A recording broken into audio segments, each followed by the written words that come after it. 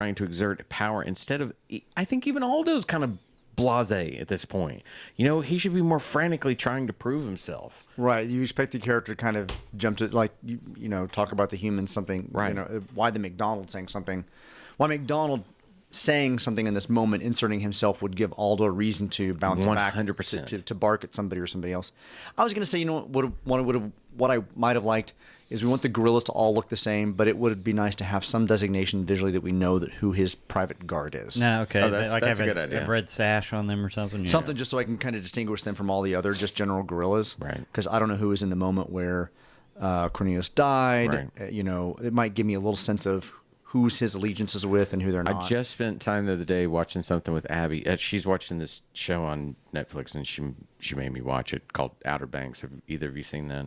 Mm-mm. It is literally 90210 for her generation, except it's on the coast of South Carolina. It's, you know, and so we're watching. She's like, "What do you think, everybody?" I was like, "It's perfect casting." She's like, "What do you mean?" I said, "Well, I'm not confused by anybody because there's the pretty boy with the flowing hair like Richards. It's brown. His best friend is the pretty boy with the flowing hair that's blonde. Then he has a young sort of Hispanic friend, a young African American friend. But you do that casting so exactly what it said. You're not confused. And to that point, Aldo just has a legion of people that all look the same, and there's no differential to it. There's nothing. It would have been nice to see something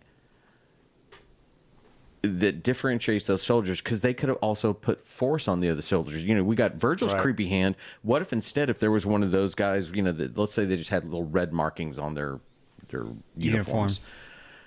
If one of them put a hand on another gorilla and you saw them, oh shit, I got it. You know, that is entirely different. That's a powerful statement. Or imagine if when Lisa and Virgil were standing there, the gorillas behind them were part of his guard. That would be a very intimidating moment when you realize it's something that's just kind of dangerous.